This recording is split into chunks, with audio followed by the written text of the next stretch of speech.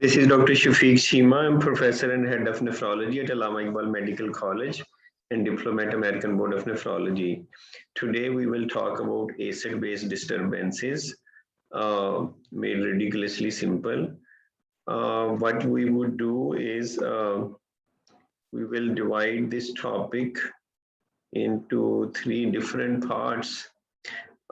In this lecture, we will have introduction, and then we will talk about what is anine gap and what is the compensation in different acid-base disorders, and what are the causes of different acid-base disorders. In second lecture, we will discuss how we diagnose different simple and mixed acid-base disorders, i.e. interpretation of arterial blood gas. And then in the third lecture, we will talk about different clinical cases to make sure what we learned is actually in different clinical situations we could apply that.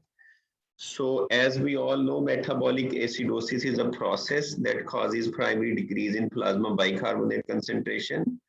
But why is it important to talk about these disorders? As we all know, pH in the body is maintained between 7.35 to 7.45, which is equivalent to hydrogen of 40 nanomole per liter. And the gain of hydrogen ion or loss of bicarbonate could be metabolic acidosis, and the opposite would be true for metabolic alkalosis. So when we eat protein, the metabolism of that lead to production of amino acids, mainly sulfur-containing amino acids and cationic amino acids are converted into hydrogen ion, and body has to get rid of all that extra acid load, which is 1 millimole per kg hydrogen per day. So if your weight is 80 kilogram, every day your body is basically have acid load of 80 millimole per liter. So body has to get rid of all that extra acid load and maintain the pH during this range, because very low pH indicating acidosis and very high pH indicating severe alkalosis is not compatible with life. So body has to have a mechanism to get rid of extra acid. So acid load must be excreted. Initially, what happens when there is more acid into the blood and serum, the buffers present inside the blood immediately will neutralize that. After some time, there would be hyperventilation in case of acidosis, and you will get rid of the extra acid by increased work of breathing and respiratory rate, and you blow off more PCO2. And this happens in minutes to hours, but then the kidneys take some time, hours to days, and will excrete extra hydrogen ion. So eventually kidneys will come into play and take care of the extra acid load. So you need to memorize this. Normal pH is this, range is 7.35 to 7.45. PCO2 average is 40 millimeter of mercury. But this is the range. Bicarbonate on an average 24 millimole per liter, but 22 to 24 is the range. So we all are familiar with Henderson-Hasselbalch equation, and if you simplify that, it comes out to be this. Hydrogen is equivalent to 24 into PCO2 over bicarbonate, or this. So if your pH is 7.4, you have hydrogen ion of around 40. Higher the pH, lower the hydrogen ion. Lower the pH, higher the hydrogen ion, indicating acidosis. So if you take simplified Henderson-Hasselbalch equation, from here you could tell more hydrogen ion would mean acidemia. Acidosis is the process which caused acidemia. So more hydrogen ion would be acidemia.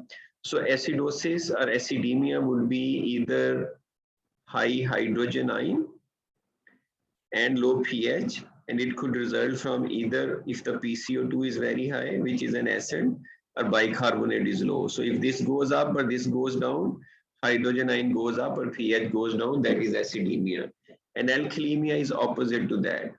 If there is low hydrogen ion or high pH, that would be alkalemia, and that could result from either lowering the PCO2 or increasing the bicarbonate. But just remember, whenever body encounters acidemia or alkalemia, the compensation tries to return the hydrogen ion and pH towards normal. It could never overcompensate. If there is overcompensation, or if it's going in the other direction, that means there is another disorder present. So whenever you see normal pH, either it's normal, or it could be a mixed disorder. So normally the way it works is when there is something wrong with the kidney, it's compensated by the lungs. So anything related to kidney is a metabolic process, and compensation by lungs is a respiratory process. And whenever there is something wrong with the lungs, say you have pneumonia or pulmonary embolism, it will be compensated by the kidneys. So the healthy organ tries to compensate, bringing the pH towards normal so that it's not injurious for your health or bad for your body. So in case of metabolic acidosis, the bicarbonate is down, which is an alkali. Hence, PCO2 will also be down as a compensation. In metabolic alkalosis, bicarbonate is up.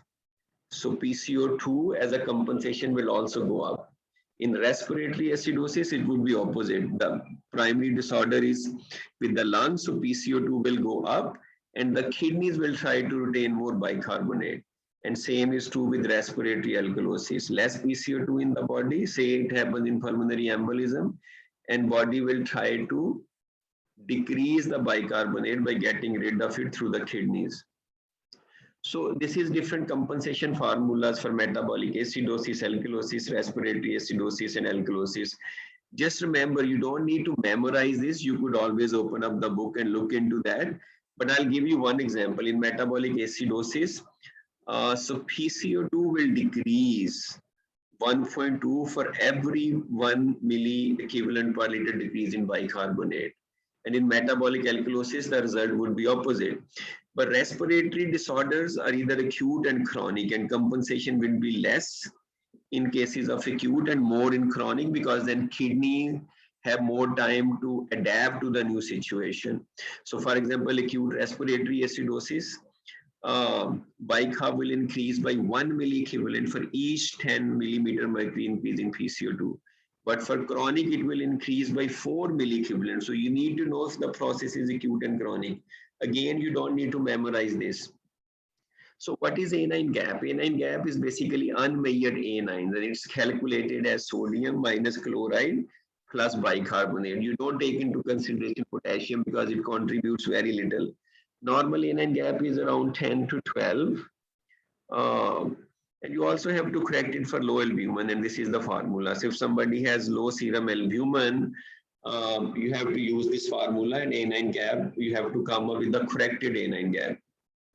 What actually is anion gap? Anion gap is basically unmeasured anions. So normally all the cations are equivalent to anions, but there is like 10 to 12 millimoles of unmeasured anions like protein, phosphate, citrate, sulfate, which we normally do not measure. If this space increases, that means there is an other additional unmeasured anion, like that could be beta hydroxybutyrate or lactate in case of lactic acidosis or DKA, which will increase this space. In fact, what happens, for example, in case of lactic acidosis, lactic acid hydrogen ion will neutralize bicarbonate and will decrease this space, say by 1. And lactate will increase this anion space. So unmeasured anion will increase in the same manner in which the bicarbonate is decreased. If the rise in anion gap is 10, the bicarbonate also goes down 10. So basically unmeasured anion, a little difficult to understand the concept, but I hope I made it very clear. So metabolic acidosis is a decrease in bicarbonate or accumulation of acid. Fall in PCO2 would happen as a compensation by hyperventilation. So the formula, as I already told you, but there is another way to calculate what would be the PCO2 as a result of compensation. You treat the underlying cause. For example, in cases of renal failure, you treat that. As well as you could give oral and IV bicarbonate depending upon the severity. It's further divided into normal anion gap metabolic acidosis or NAGMA, which happens secondary to renal tubular acidosis or diarrhea. And in order to differentiate these two further, you calculate urinary anion gap. We will discuss it in one of our next lectures. And then high anion gap, a very popular question, or HAGMA, The mnemonic for that is mud pile. So high anion gap could be secondary to methanol toxicity, uremia or CKD, diabetic ketoacidosis, poisoning or intoxication, lactic acidosis, ethylene glycol, and salicylate poisoning. So whenever you have a patient with metabolic acidosis, you calculate the anion gap, and if it's normal, your differential is either RTA or diarrhea, or some cases of kidney disease also. But if it's a high anion gap, you go through all this list, and the significance is sometimes you can't take the history. For example, a patient comes comatose with methanol or ethylene glycol toxicity. So if you have high anion gap and high osmolar gap, you will already suspect this even when the level of methanol and ethylene glycol is not back yet. So you could start treating promptly, avoiding blindness and renal failure and death. Metabolic alkalosis would be increase in bicarbonate or loss of hydrogen ion. As a compensation, PCO2 will go up. PCO2 compensation formula is this, or as we discussed before, it could happen secondary to volume depletion, which is called saline responsive. In this case, urinary chloride will be less than 20. This could happen as a result of vomiting, nasogastric suctioning, diuretic therapy. In diuretic therapy, if there is a current diuretic use, the chloride could be high, but previous use would lead to less than 20. So these are called saline responsive because if you give them saline or normal saline, they will respond and metabolic alkalosis will improve. This is also, some people call it as contraction alkalosis because of volume contraction. Then mineralocorticoid excess could lead to saline resistant metabolic alkalosis. Urinary chloride will be more than 20 in the spot urine. Primary hyperaldosteronism is the most common cause, then Cushing syndrome. Secondary hyperaldosteronism could be a result of renal artery stenosis or cirrhosis. Severe potassium depletion could also lead to metabolic alkalosis. Then Gitelman and Bartter syndromes are also saline-resistant metabolic alkalosis causes. In all these cases, you treat the underlying cause. Like if someone is having vomiting, you treat vomiting and you take care of dehydration. If someone has primary hyperaldosteronism, you correct the underlying cause. And I'm sure you are aware of the mechanism in primary hyperaldosteronism. More sodium will be reabsorbed and more potassium and hydrogen ion will be dumped in the urine. So there will be loss of hydrogen ion, hence causing alkalosis. Respiratory acidosis would be primary increase in PCO2. It could be acute or chronic. Chronic most likely cause secondary to COPD. Irritability, altered mental status, headache, and delirium could be symptoms. You could also develop myoclonic jerks, tremor, coma, meiosis, supraventricular tachycardia. You treat the underlying cause. You give bronchodilators. In COPD, you give steroids, antibiotics, and sometimes they need mechanical ventilation to correct that acidosis. Respiratory alkalosis is primary decrease in PCO2. pH will be up. It could be acute, like in pulmonary embolism or pneumonia. It could be chronic, like in liver failure. It could also manifest with paresthesia, numbness, tetany, seizures, SVT. You again treat the underlying cause. For example, if the patient is on ventilator, you adjust the respiratory rate, you decrease it. For people on mechanical ventilator. So this would be our next lecture steps, how we diagnose different simple and mixed acid-base disorder.